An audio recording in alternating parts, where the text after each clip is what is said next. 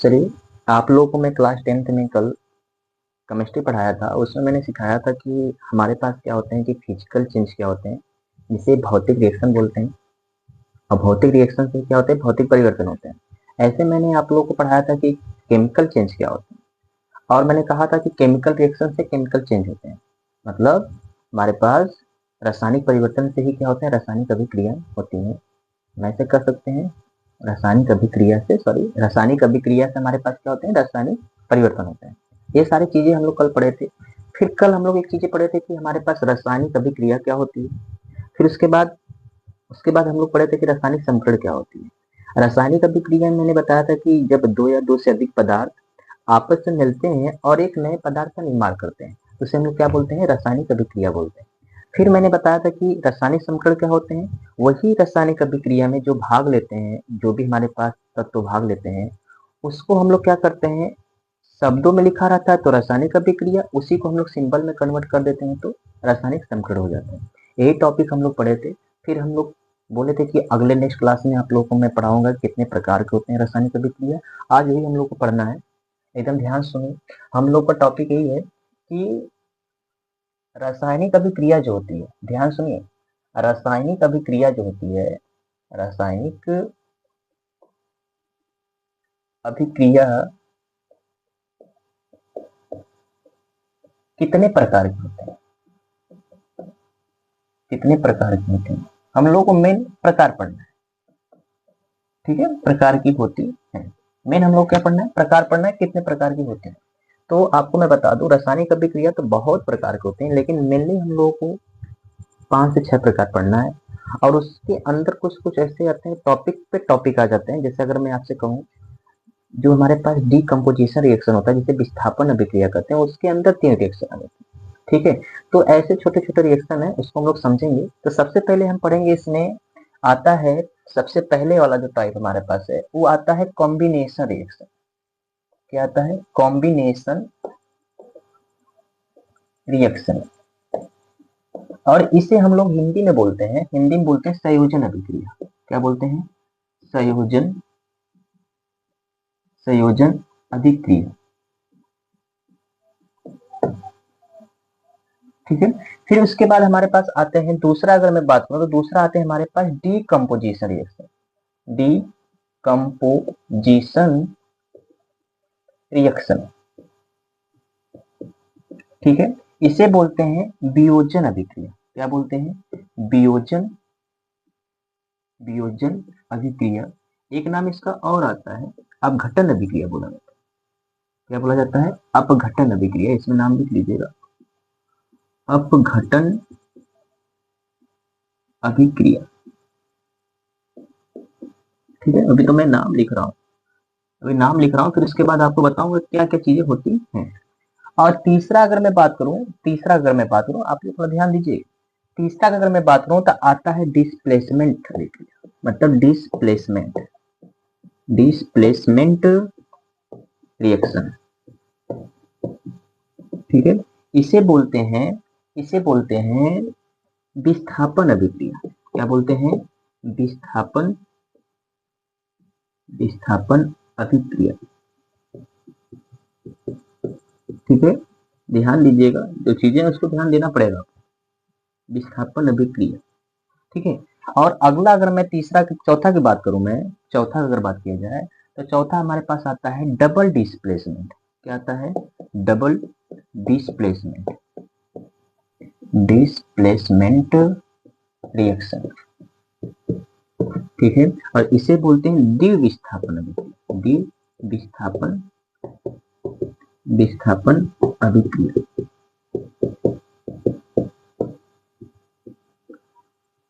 ठीक है, फिर उसके बाद हमारे पास आते हैं, अगला जो पांचवा है वो आते हैं रेडॉक्स। रेडॉक्स देखो एक सिंपल है, जैसे कि रेडॉक्स एक नाम आ जाता है, लेकिन उसमें दो चीजें हैं।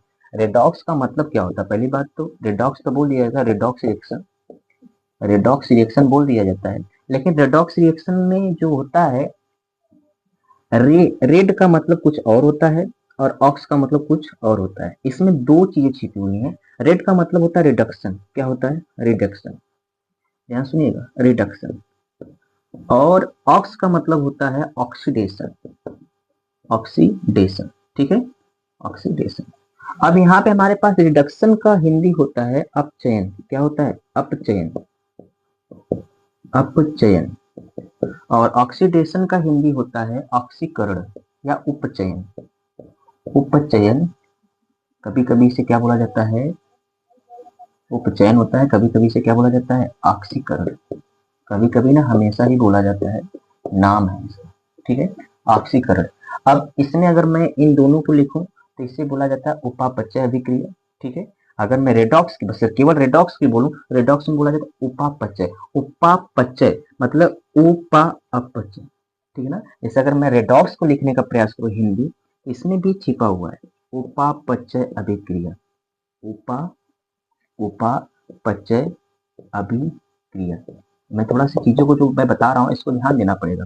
उपापचय, देखो, उप का मतलब क्या होता है? उप का मतलब होता है उपचयन। और यहां से लेकर, ध्यान सुनिए एकदम, उप का मतलब क्या होता है? उपचयन। और यहां से लेकर यहां तक क्या होता है? अपचयन। समझ में आ रहा है? गजब के टॉपिक है ना। तो ये चीजें हमको क्या करना है, ध्यान देना है कि क्या बताना चाह रहे हैं। और रेडॉक्स के अंदर कौन कौन आते हैं? रिडक्शन और ऑक्सीडेशन।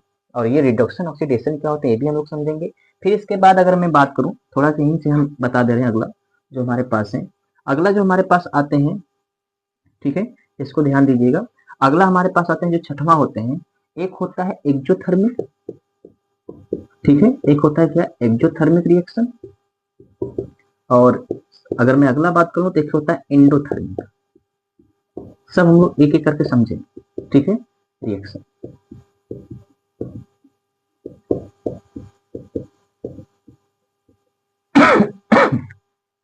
एक जो थर्मिक जो रिएक्शन होता है उसे बोलते हैं उष्मा क्षेपी। क्या बोलते हैं? उष्मा क्षेपी, उष्मा क्षेपी अभिक्रिया। और हमारे पास जो एंडोथर्मिक होता है वो होते हैं उष्मा शोषी, उष्मा शोषी अभिक्रिया, ठीक है। तो इसमें ध्यान देना, देखो, इंडो का मतलब अंदर की तरफ, एक्जो का मतलब बाहर की तरफ, उष्मा क्षेपी का मतलब बाहर किया जाता है उष्मा, और उष्मा शोषी का मतलब अवशोषित किया जाता है उष्मा, ठीक है ना। तो इसके बारे में बताऊंगा जब हम लोग पढ़ेंगे, जब हम लोग पढ़ेंगे तब वहां पे समझ में आएगा। अभी तो फिलहाल बस बताया जा रहा है कि हमारे पास रासायनिक अभिक्रिया कितने प्रकार के होते हैं, तो हमने लिखा दिया, लगभग 5 6 7 लिखा दिए, ठीक। और इसमें अगर हम यहाँ पे बात करते हैं, यहाँ पे दो रिएक्शन है, यहाँ पे जो पचवा है तो उसको छठवां भी बना सकते थे कि एक रिडक्शन होता है, ऑक्सीडेशन होता है, ठीक है। अलग अलग रिएक्शन है, लेकिन हमको चीजें दिया है तो उसको हमको क्या करना पड़ेगा? समझना पड़ेगा। और सबसे पहले हम लोग रिएक्शन की बात करेंगे तो कॉम्बिनेशन रिएक्शन क्या होते हैं, संयोजन अभिक्रिया क्या होती है उसको समझेंगे। अब बस एक चीज आपको मैं बताऊंगा, जरूर एक चीज आपको मैं बताऊंगा, जो हमारे पास संयोजन अभिक्रिया में होता है ना, उसका ही अपोजिट किसमें होता है? वियोजन अभिक्रिया में होता है, ठीक है। ऐसे ही पे डिस्प्लेसमेंट जो हमारे पास रिएक्शन है जिसमें विस्थापन अभिक्रिया है, उसका ही अपोजिट तो नहीं होगा, फिलहाल अपोजिट ही आपको लगेगा कि विस्थापन हो रहा है, लेकिन पूरा अपोजिट नहीं होता है। लेकिन यहाँ पे पूरा अपोजिट होता है, संयोजन और वियोजन। नाम पे भी दिख रहा है आपको, संयोजन और वियोजन की अपोजिट ही कुछ होगा इन दोनों में, ठीक है। और हमारे पास रेडॉक्स में, मतलब रेडॉक्स में रिडक्शन ऑक्सीडेशन, रिडक्शन में हाइड्रोजन जुड़ते हैं, ऑक्सीडेशन में ऑक्सीजन जुड़ते हैं, नाम भी लग रहा है। और इसमें हाइड्रोजन निकलते हैं, इसमें जुड़ते हैं, और इसमें ऑक्सीजन निकलते हैं, इसमें ऑक्सीजन जुड़ते हैं, तो उल्टा प्रोसेस होता है। तो ये भी दूसरे के क्या है? अपोजिट है, ठीक है। तो वहां पे जब रिएक्शन हम करेंगे तब समझ में आएगा, अभी फिलहाल बस बातें बता रहा हूँ, ठीक है। जब रिएक्शन करेंगे तो हम लोग को कुछ समझ में आएगा क्या चीजें मैं बताना चाह रहा हूँ, ठीक है। और एक्जोथर्मिक में क्या होता है? एक्जोथर्मिक में उष्मा बाहर आती है, एंडो में उष्मा अंदर आती है। जब रिएक्शन होता है तो वहां पे हम लोग कैलोरी में चेक करते हैं कितने अंदर जा रहे हैं कितने बाहर जा रहे हैं, ठीक है। और यही सब चीजें होती हैं हमारे पास। कुछ चीजें मैंने इसको लिखाया है, इसको आपको कल का लेक्चर देखने के बाद इसको आप देखिएगा तो इसमें नोट करिएगा। और फिर उसके बाद जब हम आगे की प्रोसेस करेंगे, अभी मैं स्टार्ट करूंगा, 30 सेकंड का आपके पास टाइम है, फिर उसके बाद मैं स्टार्ट करने जा रहा हूँ कि रासायनिक अभिक्रिया में जो पहला है कॉम्बिनेशन रिएक्शन, हमको क्या बताना चाह रहा है, ठीक है। उस पर फोकस करिएगा। चलिए, आपके पास 30 सेकंड का टाइम, ओके।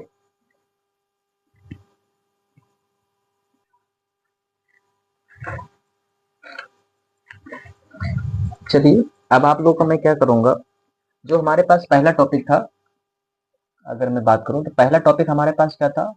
कॉम्बिनेशन रिएक्शन, ठीक है ना, कॉम्बिनेशन कॉम्बिनेशन रिएक्शन। ठीक है, अब कॉम्बिनेशन रिएक्शन को हम लोग क्या बोलते थे? संयोजन अभिक्रिया। क्या बोलते थे? संयोजन अभिक्रिया। चलिए ध्यान सुनिए, संयोजन अभिक्रिया। ठीक है, संयोजन अभिक्रिया हमारे पास थी। आज इसमें हम आपको क्या बताएंगे, एकदम ध्यान सुनिए।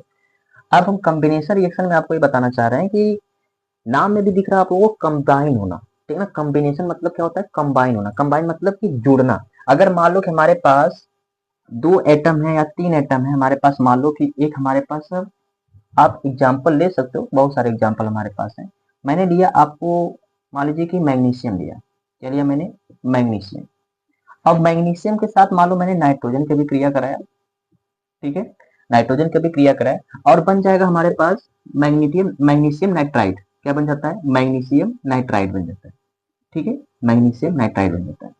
ये बात आती है सर यहाँ पे थ्री कैसे आया? एन टू टेन टू ठीक है, यहाँ पे थ्री कैसे आया? तो बैलेंस की बात है, क्योंकि इसके पास -3 होता है। ठीक है, और इसके पास क्या होता है? +2 होता है। अब ये 2 3 या 6 तो -6 हो जाएगा इधर, और यहाँ पे 3 लगाएंगे तब जाके इधर +6 होगा, तभी जाके आपस में क्या होंगे? बैलेंस होंगे। क्योंकि हमारा डिफरेंट चार्ज समान होना चाहिए। अगर इधर प्लस है तो इधर माइनस, अगर प्लस इधर 2 है तो इधर भी -2 होना चाहिए, इधर +3 है तो इधर भी -3 होना चाहिए, इधर +6 है तो इधर भी -6 होना चाहिए। समझ में आ रहा है कि नहीं? तो ये चीजें हमको ध्यान देना है। तो बैलेंस की मुद्दा होती है, बैलेंस हम करना सिखा देंगे। फिलहाल अभी चलने दीजिए, जो है इसको चलने दीजिए। ठीक है, बैलेंस के लिए अलग वीडियो बना दिया जाएगा, उस पर फोकस करिएगा। अभी फिलहाल यहाँ पे देखिए कि जो चीजें मैं बता रहा हूँ। ठीक है, अब देखिए यहाँ पे क्या बता रहा हूँ मैं। अब यहाँ पे मान लीजिए कि 3 थे मैग्नीशियम है हमारे पास और 2 नाइट्रोजन है। अब 3 मैग्नीशियम हमारे पास है ना, कहीं ना कहीं हमारे पास इसके 3 एटम है। इसके मैग्नीशियम कितने एटम है? 3 एटम है। ठीक है, 3 एटम हमारे पास है। और नाइट्रोजन के कितने एटम है? 2 एटम है। कितने एटम है? 2 एटम।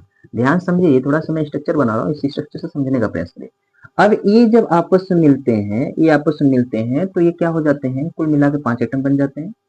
ठीक है, मान लो कि यहाँ पे नाइट्रोजन के, यहाँ पे नाइट्रोजन के 2 थे जुड़ गए। मैं नाइट्रोजन को ऐसे से दिखा दे रहा हूँ और इसको ऐसे से दिखा दे रहा हूँ। ठीक है, मैग्नीशियम का ऐसे ऐसे और नाइट्रोजन को ऐसे ऐसे। ऐसे आप समझ सकते हो, डिफरेंट थोड़ा सा आपको चेंज मिल जाएगा, उतना तो डिफरेंट दिख नहीं रहा है, फिर भी समझ जाइएगा। तो कहने का मतलब ये हुआ कि 3 मैग्नीशियम का एटम और हमारे पास 2 नाइट्रोजन का एटम मिलकर एक नया कंपाउंड बना है। तो हमारे पास रासायनिक अभिक्रिया तो हो गई। लेकिन यहाँ पे एक चीज ध्यान देना है कि 2 या 2 से अधिक, 2 हो सकते हैं या 2 से अधिक हो सकते हैं, और एक नया एकल उत्पाद का निर्माण करेगा। एक से अधिक उत्पाद का निर्माण नहीं करेगा, केवल एक उत्पाद का निर्माण करेगा। जैसे मैं आपसे बात करूं तो रिएक्टेंट हमारे पास है, ये अभिकारक है। अभिकारक हमारे पास है। अब अभिकारक आपका क्या हो सकते हैं? अभिकारक मान लो ए है प्लस बी है। ठीक है, और बी से क्या बना रहे? सी बना रहे। क्योंकि ए और बी मिले तो बना क्या? सी। अगर मैं आपसे कहूं ए है प्लस बी है प्लस सी है, तो आपका नया प्रोडक्ट बनना चाहिए क्या? डी। और एक ही बनना चाहिए, एक से अधिक नहीं बनना चाहिए। जब हमारे पास 2 या 2 से अधिक अभिकारक मिलकर एकल उत्पाद का निर्माण करते हैं, फिर से रिपीट कर रहा हूं, जब 2 या 2 से अधिक अभिकारक मिलकर एकल उत्पाद का निर्माण करते हैं तो हमारे पास क्या कहलाता है? संयोजन अभिक्रिया कहलाती है। मैं इसका डेफिनेशन लिख सकता हूँ, मैं इसका डेफिनेशन नहीं लिख सकता हूँ। अगर मैं लिखने का प्रयास करूं तो मैं लिख सकता हूँ, दो या ऐसी अभिक्रिया, इसमें ऐसे आपको लिखना पड़ेगा, ऐसी अभिक्रिया, ऐसी अभिक्रिया, ऐसी अभिक्रिया जिनमें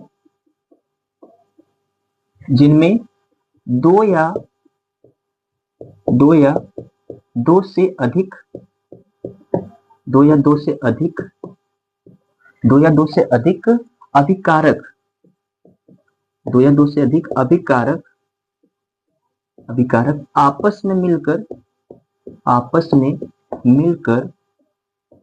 मिलकर एक नए एक नए एकल उत्पाद का निर्माण करते हैं, एक नए एकल उत्पाद का निर्माण निर्माण करते हैं। ये चीज आपको ध्यान देना, मैंने यहाँ पे लिखा एकल, ये चीज आपको ध्यान देना है। एकल उत्पाद का निर्माण करते हैं, तब हमारे पास क्या कहलाती है? संयोजन अभिक्रिया कहलाती है। कौन सी अभिक्रिया कहलाती है? संयोजन अभिक्रिया, डेफिनेशन आपने एनसीईआरटी कही है, कहलाती है।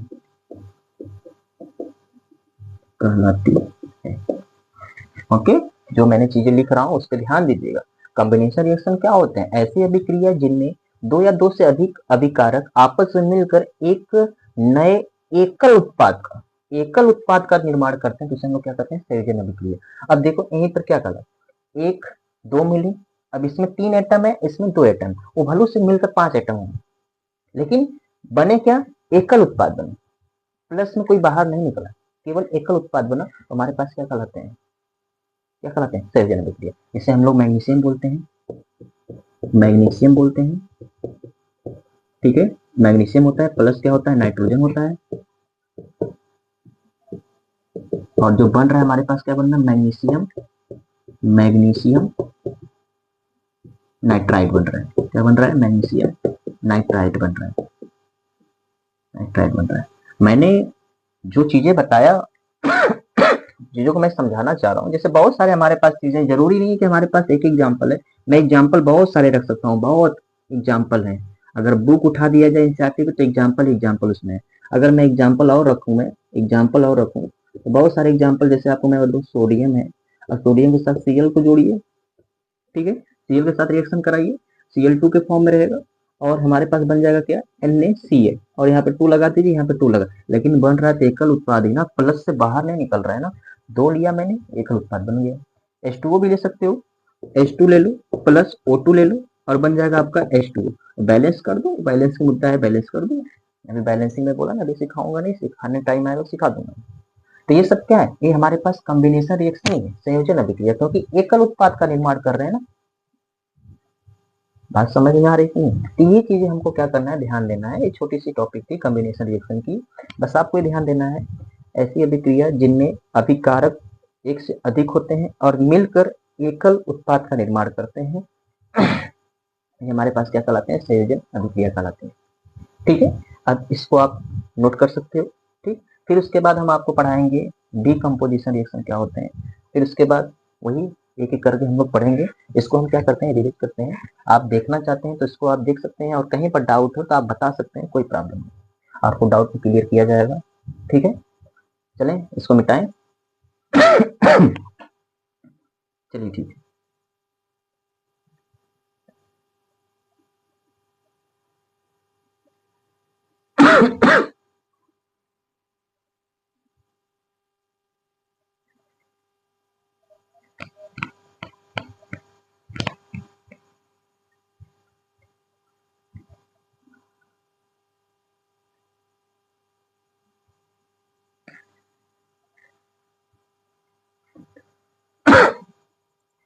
चलिए बाबू इधर ध्यान दीजिए आप लोग। अब अगला जो हमारे पास टॉपिक है, अगला अगर मैं टॉपिक की बात करूं तो क्या है? डीकम्पोजिशन। क्या है? डीकम्पोजिशन, डीकम्पोजिशन रिएक्शन, ठीक है। डीकम्पोजिशन रिएक्शन होते हैं, जिसे हम लोग क्या बोलते हैं? वियोजन अभिक्रिया, वियोजन अभिक्रिया।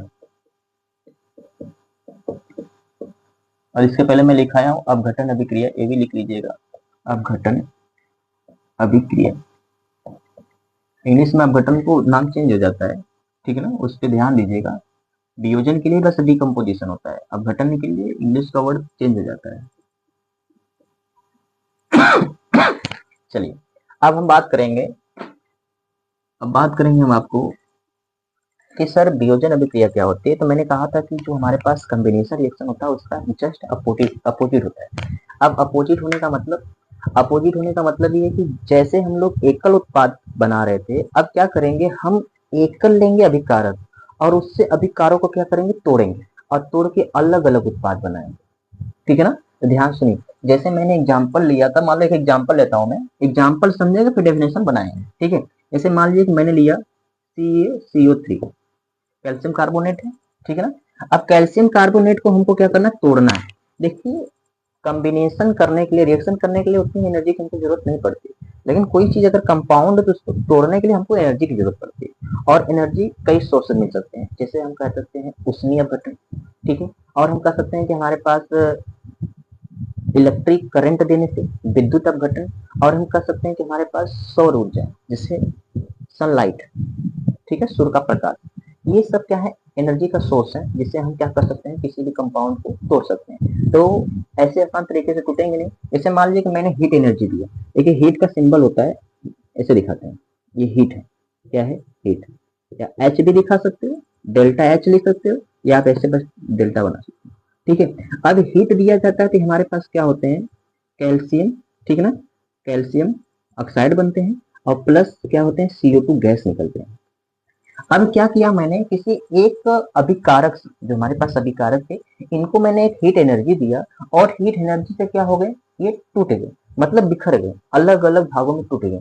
तब ये जो टूटना है ना, टूटना, टूटने का मतलब वियोजन, संयोजन मतलब जुड़ना, टूटना मतलब वियोजन, समझ में आ रहा है, मतलब कि एक चीज से अलग अलग स्प्लिट हो जाना, ये हमारे पास क्या है, वियोजन, और जुड़ना संयोजन, इसी को अपोजिट कर दें तो हमारे पास संयोजन अभिक्रिया है, इसमें कौन सी बात, मैं कैल्शियम ऑक्साइड के साथ कार्बन डाइऑक्साइड का रिएक्शन कर दें तो फिर हमारा कैल्शियम कार्बोनेट बन जाएगा, ठीक है, तो हमारे पास संयोजन अभिक्रिया हो जाएगी। लेकिन हमको यहाँ पे क्या करना है, हीट देना है, और हीट देके इसको क्या करना है, तोड़ना है, ठीक है। ऐसे बहुत सारे हमारे पास एग्जाम्पल हैं। तो पहला जो एग्जाम्पल है, हीट देने से टूट रहा है, तो कहीं ना कहीं ये उष्मीय अपघटन है, ठीक है ना। अभी मैं इसका चर्चा करूंगा, तो मैं यहाँ पे क्या लिखना चाहूंगा, मैं डेफिनेशन लिखना चाहूंगा, तो डेफिनेशन में क्या लिखूंगा, डेफिनेशन में क्या लिखूंगा, डेफिनेशन में अगर मैं लिखना चाहूंगा तो मैं डेफिनेशन में क्या लिखूंगा, मैं डेफिनेशन में ये लिखूंगा, मैं डेफिनेशन में ये लिखूंगा, ऐसे ऐसे अभिक्रिया, ऐसे अभिक्रिया, ध्यान सुनिए, ऐसे अभिक्रिया, ऐसे अभिक्रिया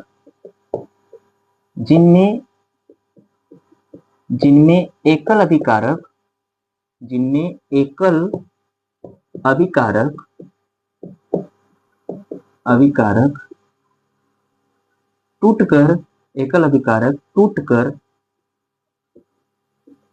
टूटकर दो या दो से, दो या एकल, ऐसे अभिक्रिया जिनमें एकल अभिकारक टूटकर दो या दो से अधिक, दो या दो से अधिक, दो या दो से अधिक उत्पाद का निर्माण करते हैं, उत्पाद का निर्माण करते हैं, उसे हम लोग क्या बोलते हैं, वियोजन अभिक्रिया कहते हैं, वियोजन अभिक्रिया, वियोजन अभिक्रिया कहते हैं, ठीक है। अब मैं यहाँ से क्या समझाना चाह रहा हूँ, मैं इसे बताना चाह रहा हूँ, क्या बताना चाह रहा हूँ, ध्यान सुनो। मैं ये बताना चाह रहा हूँ कि जैसे मान लीजिए कि हमारे पास वियोजन अभिक्रिया की बात किया जा रहा है, तो एक अभिकारक है, ये क्या किया जाता है, इनको कोई ना कोई एनर्जी दिया जाता है। अब एनर्जी से क्या होता है, वो टूटते हैं, और टूट के बिखरते हैं, तो टूटने को ही क्या बोला जा रहा है, वियोजन अभिक्रिया, ठीक है ना। यहाँ पे मैंने एक एग्जाम्पल रखा था आपको। तो ये एनर्जी कितने सोर्स में दिया जाते हैं, 3 सोर्स में। अगर मैं स्रोत बताऊं एनर्जी का, ऊर्जा का स्रोत अगर मैं बात करूं, ऊर्जा का स्रोत की बात करूं, तो हमारे पास 3 है, ठीक है ना। अब कौन कौन से हमारे पास है सोर्स की अगर बात करूं, तो पहला है उष्मी, क्या है, उष्मी, उष्मी अपघटन कह सकते हो, उष्मी अपघटन, ठीक है, उष्मी अपघटन। दूसरा अगर मैं बात करूं तो कह सकते हो आप विद्युत अपघटन, क्या होते हैं, विद्युत अपघटन। तीसरा अगर मैं बात करूं तो प्रकाशीय अपघटन, प्रकाशीय अपघटन। ये 3 नाम हमारे पास है, इनको ऊर्जा के रूप में इसी को दिया जाता है, और जिससे क्या होता है कि ये हमारे पास वियोजन अभिक्रिया होती है। तो पहला तो हमारा एग्जाम्पल तो यहीं पर है, ये जो पहला एग्जाम्पल है कौन सा है, वही है, हीट दिया जा रहा है, तो कौन सा होगा, उसमें अपघटन, क्योंकि हम क्या कर रहे हैं, उष्मा से इसको तोड़ रहे हैं, ठीक है। दूसरा दूसरा हम क्या करेंगे, विद्युत अपघटन लेते हैं। विद्युत अपघटन का एग्जाम्पल आपको मैं बता दूं, विद्युत अपघटन का एग्जाम्पल पानी है, यह है पानी। अगर मैं विद्युत अपघटन का एग्जाम्पल बताऊं तो पानी, जो H2O होता है, H2O को तोड़ने के लिए हीट से H2O पूरा टूटता नहीं है, ठीक है। तो क्या होता है कि यहाँ पे इलेक्ट्रिक करंट दिया जाता है, ये मैं पढ़ाऊंगा 3rd चैप्टर में, 3rd चैप्टर में आपको आएगा H2O कैसे टूटते हैं, ठीक है ना। तो इसमें क्या किया जाता है, विद्युत अपघटन कराया जाता है, इलेक्ट्रिक करंट दिया जाता है, ठीक है, इलेक्ट्रिक करंट दिया जाता है। अब इलेक्ट्रिक करंट दिया जाता है तो क्या होता है, विद्युत अपघटन होता है, क्योंकि विद्युत अपघटन पढ़ रहे हैं। तो क्या होते हैं, H2 और प्लस O2 में टूट जाते हैं। देखो गैस के फॉर्म में नहीं निकाला जा रहा है इसको, ये ध्यान देना, गैस के फॉर्म में कब हीट रहता है तो निकाल दिया जाता है, क्योंकि हीट से गैस में टूट जाता है। इधर इलेक्ट्रिक करंट दिया जा रहा है, तो बस ये अलग अलग होते हैं, इसके पास चार्ज आ जाते हैं, तो फिलहाल चार्ज नहीं क्योंकि टू के फॉर्म में है, ठीक है ना। तो ये ध्यान दीजिएगा। अब हमारे पास आते हैं लास्ट वाला, अगर मैं बात करूं तो आते हैं हमारे पास क्या, प्रकाशीय अपघटन। क्या आते हैं, प्रकाशीय अपघटन। अब प्रकाशीय अपघटन की अगर मैं बात करूं तो इसमें क्या होता है कि सनलाइट दिया जाता है, मतलब सूर्य का प्रकाश दिया जाता है। अब सूर्य का प्रकाश दिया जाता है तो एक हमारे पास कंपाउंड होते हैं जिनका नाम है AgCl, इसे बोलते हैं सिल्वर क्लोराइड। क्या बोलते हैं, सिल्वर क्लोराइड। इनको क्या किया जाता है, इन पे सनलाइट दिया जाता है। क्या दिया जाता है, सनलाइट। और सनलाइट दिया जाता है तब क्या होते हैं, Ag+Cl में टूटते हैं। तो कहने का मतलब क्या है, कहने का मतलब मेरा यही है कि जो यहाँ पे टूट रहे हैं, तो टूटने के लिए तो हम लोग वियोजन अभिक्रिया कर रहे हैं, और ये एनर्जी से टूट रहे हैं वो अपने जगह है, लेकिन टूट तो रहे हैं ना। कोई एक अभिकारक है, अभिकारक से अलग अलग उत्पाद बन रहे हैं, तो हमारे पास क्या है, वियोजन अभिक्रिया है। क्या मेरी बात समझ में आई। ये प्रोसेस आप लोगों को जानना बहुत जरूरी था, ठीक है। ये हमारे पास सही प्रोसेस था। पहला प्रोसेस हम लोग यहीं पे पढ़ लिए थे पहले से ही, और दूसरा तीसरा हम लोग पढ़ लिए, ठीक है ना। तो ये चीजें आपको ध्यान देना है। फिर अब हम लोग क्या करेंगे, नेक्स्ट वीडियो में क्या करेंगे, अगला टॉपिक पढ़ेंगे विस्थापन और विधि विस्थापन क्या होता है। अभी तक के लिए इतना बहुत, ठीक है, ठीक है, ओके।